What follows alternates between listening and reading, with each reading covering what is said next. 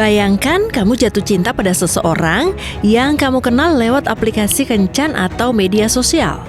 Kalian mengobrol setiap hari, berbagi cerita, bahkan membicarakan masa depan.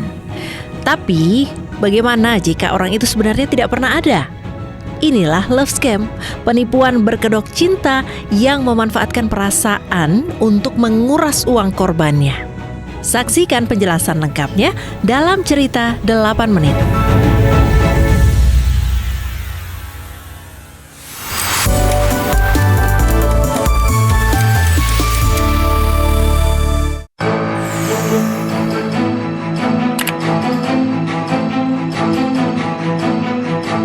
Untuk memahami kenapa love scam banyak dibicarakan belakangan ini, kita perlu melihat dulu cara orang mencari pasangan. Dulu, orang biasanya bertemu calon pasangan di tempat kerja, kampus, atau lewat teman. Sekarang, banyak orang bertemu dan berkenalan lewat internet. Salah satunya melalui aplikasi kencan. Dan disinilah cara orang memilih pasangan mulai berubah. Aplikasi kencan memberi akses pada ribuan profil dengan pilihan yang seolah tidak terbatas. Fenomena ini kemudian melahirkan istilah Porsche poligami. Istilah ini menggambarkan kondisi ketika sejumlah kecil pria yang dianggap paling menarik, kaya atau berstatus tinggi mendapat perhatian dari banyak perempuan. Namun, di balik kemudahan mencari pasangan ini, ada celah yang bisa dimanfaatkan oleh penipu. Ketika hubungan dibangun hanya lewat layar, identitas palsu pun lebih mudah diciptakan. Dan dari sinilah love scam berkembang.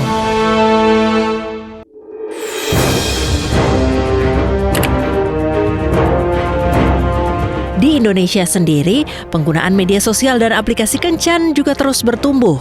Data dari Hootsuite, yaitu platform manajemen media sosial, pada bulan Februari 2025 mencatat lebih dari setengah populasi Indonesia aktif di media sosial, dengan WhatsApp dan Instagram sebagai platform yang paling banyak digunakan menurut data We Are Social pada periode yang sama. Semakin banyak orang mencari koneksi di ruang digital, semakin besar pula peluang bagi pihak yang ingin memanfaatkannya.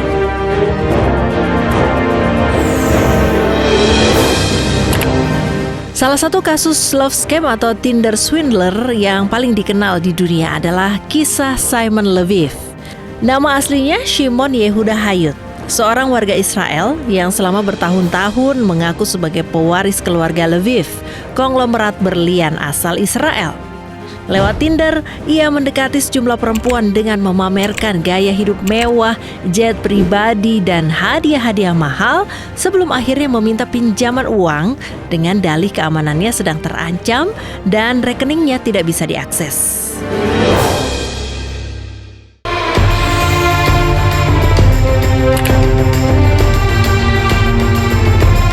Kisahnya diangkat dalam dokumenter The Tinder Swindler pada tahun 2022 yang sempat menjadi salah satu dokumenter paling banyak ditonton. Padahal sebelum kasus ini terungkap, Shimon Yehuda Hayut sudah pernah dipenjara di Finlandia karena menipu 3 perempuan dan sempat ditangkap di Yunani karena memakai paspor palsu. Keluarga Leviev yang asli bahkan menggugatnya secara hukum karena mencatut nama besar mereka untuk menipu korban. Yang membuat kasus ini terus menarik perhatian publik, hingga kini Shimon Yehuda Hayut masih bebas berkeliaran. Pada akhir 2025, ia sempat ditahan di Georgia berdasarkan surat penangkapan Interpol dari Jerman. Namun dilepaskan setelah otoritas Jerman mencabut permintaan ekstradisinya. Kasus Simon Leviev menunjukkan bahwa pelaku love scam tidak selalu beroperasi diam-diam dari balik layar, dan proses hukumnya pun tidak selalu berjalan mulus.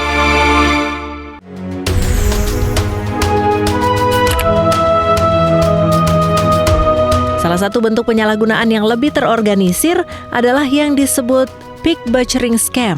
Istilah ini merujuk pada cara pelaku menggemukkan korban dengan membangun hubungan emosional sebelum akhirnya menyembelih atau menguras seluruh uangnya.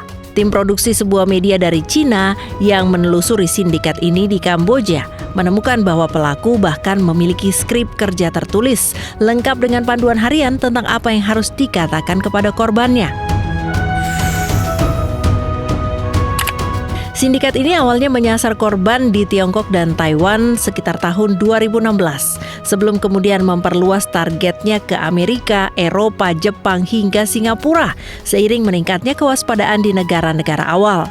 Korban biasanya didekati lewat media sosial dan aplikasi kencan. Setelah target ditentukan, pelaku masuk ke tahap proses membina hubungan. Mereka mengobrol setiap hari, meniru minat korban, bahkan memakai teknik mirroring, yaitu lebih dulu berbagi cerita pribadi seperti perceraian atau pengkhianatan agar korban merasa nyaman untuk membuka diri. Salah satu korban yang diwawancarai media Cina mengaku mengobrol dengan pelaku setiap malam selama 4 bulan tanpa curiga sedikit pun. Baru setelah kepercayaan terbangun, pelaku masuk ke tahap yang disebut protein, yaitu meletakkan dasar emosional sebelum memperkenalkan platform investasi. Mereka tidak pernah menawarkan secara langsung, melainkan memancing rasa penasaran dengan memperlihatkan keuntungan yang seolah nyata. Tahap selanjutnya disebut dengan cuci otak, di mana korban perlahan diyakinkan untuk menanamkan uang dalam jumlah yang semakin besar. Padahal, seluruh platform itu dikendalikan penuh oleh sindikat, termasuk angka keuntungan yang ditampilkan di layar. Data global yang dikutip dari media Cina menunjukkan perempuan menyumbang 2/3 dari seluruh laporan korban Big Butchering Scam tahun lalu. Salah satu dokumen internal sindikat bahkan secara eksplisit memberi panduan untuk memperlakukan korban perempuan sebagai sosok yang lebih rapuh dan perlu lebih banyak pujian serta rasa aman. Yang lebih mengejutkan, banyak pelaku di lapangan sebenarnya juga korban. Mereka direkrut dari berbagai negara Asia dengan iming-iming kerja, lalu dipaksa bekerja di kompleks penipuan dan menghadapi kekerasan jika gagal memenuhi target. Pola serupa juga ditemukan di Indonesia, meski dengan ciri khas budaya yang berbeda. Sebuah penelitian tentang love scam di Instagram menemukan bahwa pelaku sering membuka percakapan dengan salam keagamaan, seperti Assalamualaikum, memanfaatkan kebiasaan budaya untuk menjawab salam sebagai celah masuk. Setelah itu, pelaku membangun citra sebagai pria mapan, sering mengaku bekerja sebagai pilot atau manajer proyek, lengkap dengan foto gaya hidup mewah di profilnya.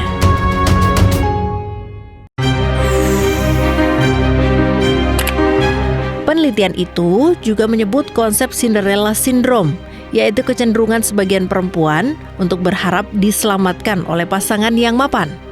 Keinginan ini ditambah tekanan sosial dan budaya untuk segera menikah membuat sebagian korban mengabaikan tanda-tanda mencurigakan dan lebih memilih mempertahankan citra ideal sang pasangan.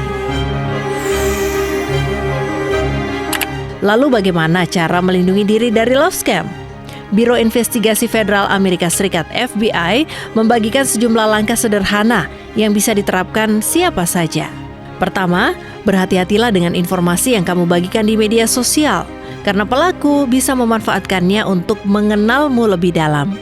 Yang kedua, lakukan pencarian balik atas foto profil seseorang untuk memastikan apakah gambar itu dipakai di tempat lain.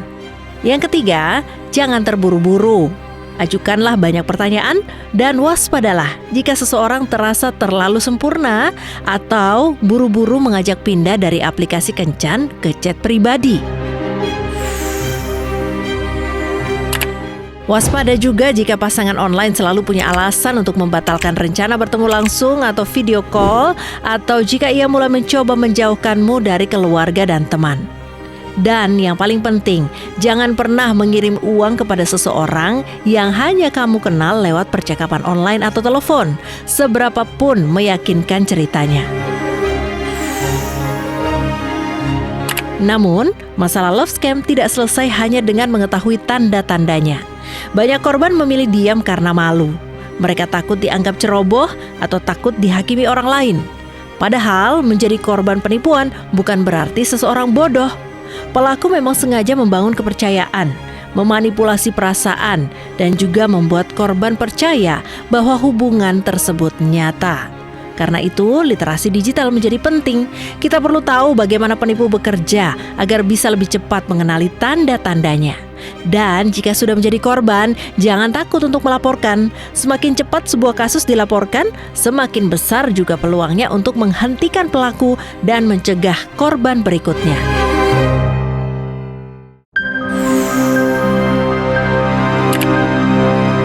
Pada akhirnya, aplikasi kencan dan media sosial bukanlah masalahnya. Teknologi tetap bisa membantu orang bertemu, berteman, dan menemukan hubungan yang tulus. Tapi ketika kita membuka ruang lebih besar untuk mencari cinta di dunia digital, kita juga membuka ruang bagi orang-orang yang ingin memanfaatkannya. Kuncinya bukan berhenti percaya pada orang lain, tapi belajar untuk tetap waspada.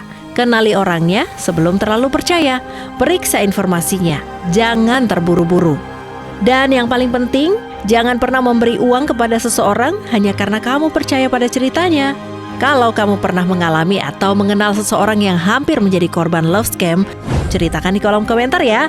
Dan jangan lupa bagikan video ini karena semakin banyak orang yang tahu modusnya, semakin kecil juga peluang sindikat ini menemukan korban baru.